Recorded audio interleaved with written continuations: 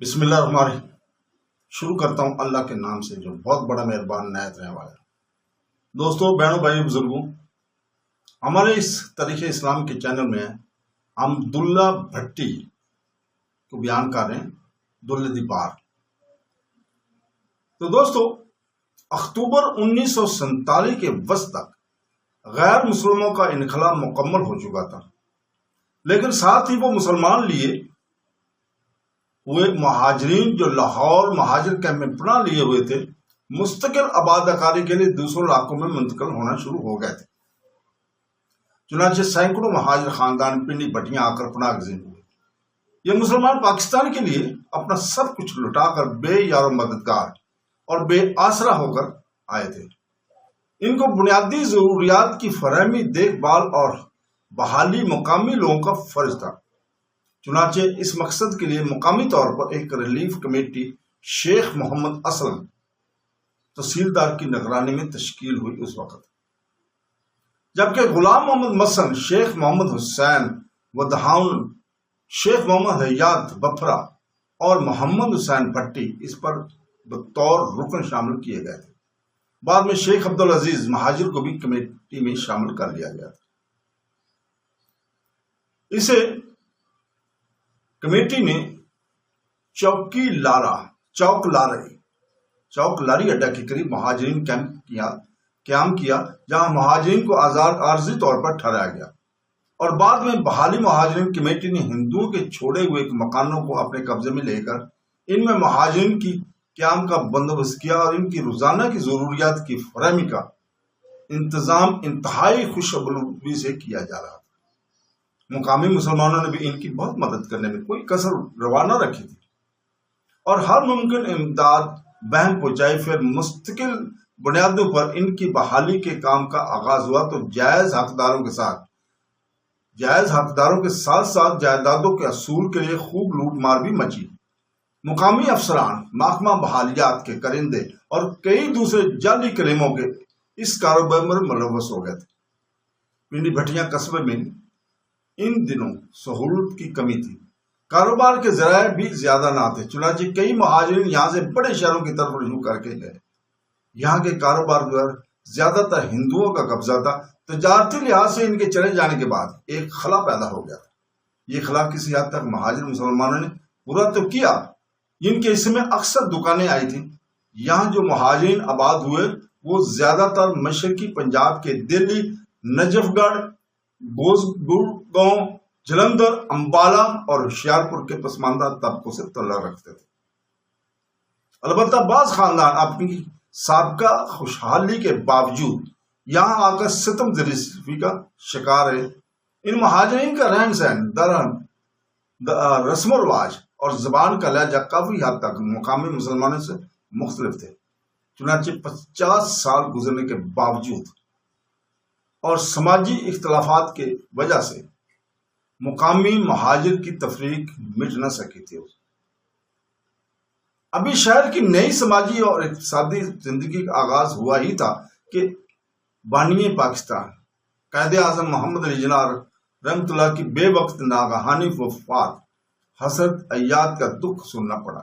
11 ستمبر 1948 کی صبح ریڈیو پر ان کی رحلت کی خبر نشر ہوئی۔ ان کی وفات کی خبر نشر ہوتے ہی تمام علاقے میں قہرام مچ گیا۔ ہر ایک آدمی سنسی زدہ دیوانہ وار ادھر ادھر بھاگتا دکھائی دیتا تھا اور پوچھتا تھا کہ کیا قائد اعظم فی الحقیقت انتقال فرما گئے۔ تمام دکانیں اور کاروبار، ٹریفک بند ہو گیا۔ قصبہ میں ماتمی جلوس نکالا گیا اور شام 5 بجے اندرون غلہ منڈی میں ایک بھاری اجتماع ہوا۔ ہزاروں لوگ چشم گراں اور دل بنا شام پر جلسہ ہوئے۔ مقررین نے غم و انداز اور وہ بھی ڈوبی ہوئی تقریریں کی۔ مقررین شیخ فیض احمد، شیخ محمد اسلم نائب تحصیلدار اور شیخ چراغ دین تھے۔ مسلسل 5 روز تک قصبہ ماتم کدہ بنا رہا اور تمام قسم کے کاروبار بند رہے۔ اس غم کو سہنے میں ابھی 2 سال بھی نہ بیتے تھے کہ ستمبر 1950 میں سیلاب کی تباہ کاریوں نے پورے علاقے کو آن گھیرا۔ دیہات دریا جناب کی سیلابی لہروں کی نظر ہو گئے۔ کئی روز تک شہر کے اندر پانی کھڑا رہا اور کئی غریبوں کے گھر اس کی نظر ہو گئے۔ اس وقت سیلاب کی روک تھام کے لیے موجودہ باندھ تعمیر نہیں ہوا تھا، چنانچہ کچھ عرصہ بعد ہی ان تباہ کاریوں کو روکنے کے لیے حکومت نے شہر کے مغرب کی طرف بند کی تعمیر شروع کر دی۔ یہ کام ایک نجی ٹھیکیدار کے سپرد کیا گیا تھا جو مزدوروں کا خوب استحصال کرتا تھا، ان سے کام زیادہ لیتا اور معاوضہ کم دیتا تھا۔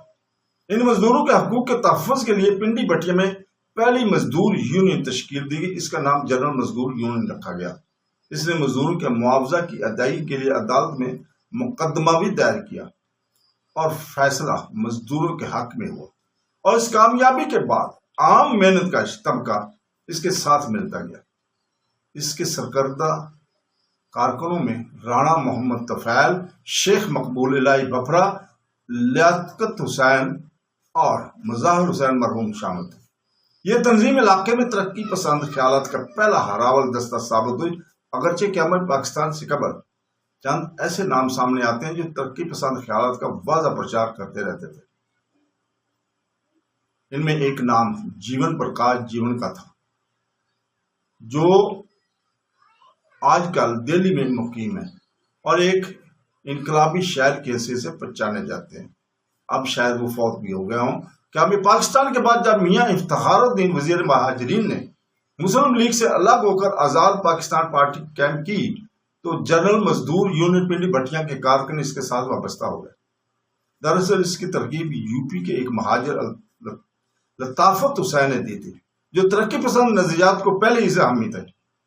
اس نے رانا محمد طفیل، حفیظ الدین شو میکر اور طفیل محمد کلیکار کے ساتھ مل کر ان نظریات کو مقامی طور پر تقویت بخشی۔ ان ترقی پسندوں کا مقابلہ عام طور پر دائیں بازو کی جماعتوں کے کارکنوں سے رہتا اور ان کا اکثر حق، جائیداد، زمین کی ملکیت اور دولت کی منصفانہ تقسیم کے مسئلوں پر بحث مباحثہ رہتا۔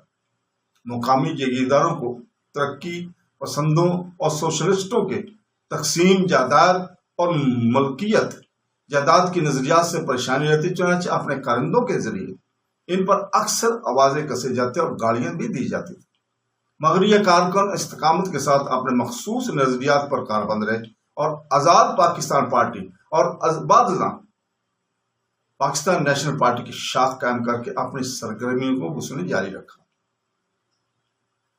ان سرگرمیوں کے ذریعے یہاں کے عوام ایک طرف تو شعور کی ابتدائی منزلوں کو طے کرنے کی کوشش کرتے تو دوسری طرف ان کے حقوق چھینے جانے کا سلسلہ بھی برابر جاری تھا۔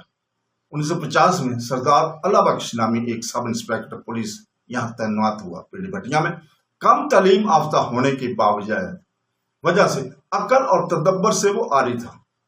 آتے ہی جاگیردار حضرات کے ہتھے چڑھ گیا اور من مانی کاروائیاں شروع کر دی۔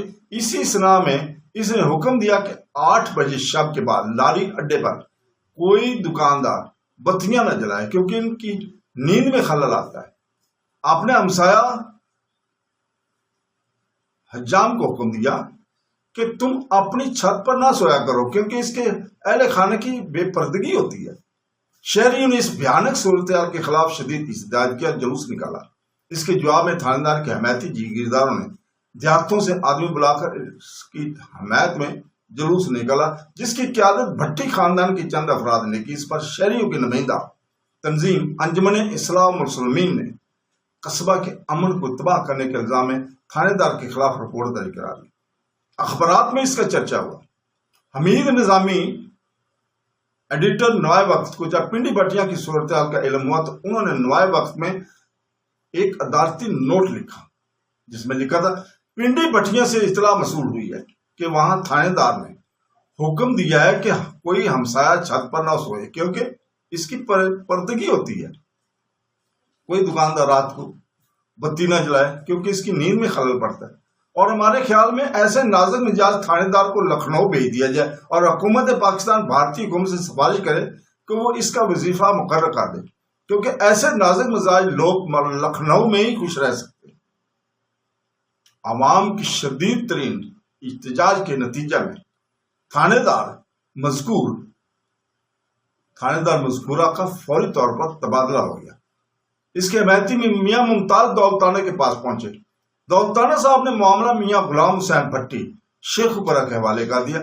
میاں غلام حسین نے شہریوں کے حق میں فیصلہ دیا۔ اس طرح ایک بار پھر عوامی قوت کے سامنے جاگیرداروں کو ناکامی کا سامنا کرنا پڑا۔ تو دوستو یہیں پہ رکتے ہیں، اگلی قسط انشاءاللہ تعالی ہم صوبائی اسمبلی کے الیکشن 1951 کے بیانات سے شروع کریں گے۔ تو دوستو اگلے ہفتے تک اجازت چاہتے ہیں، اسی وقت ہم دن کے 11 بجے آپ کے سامنے پھر دوبارہ حاضر ہوں گے۔ اللہ حافظ۔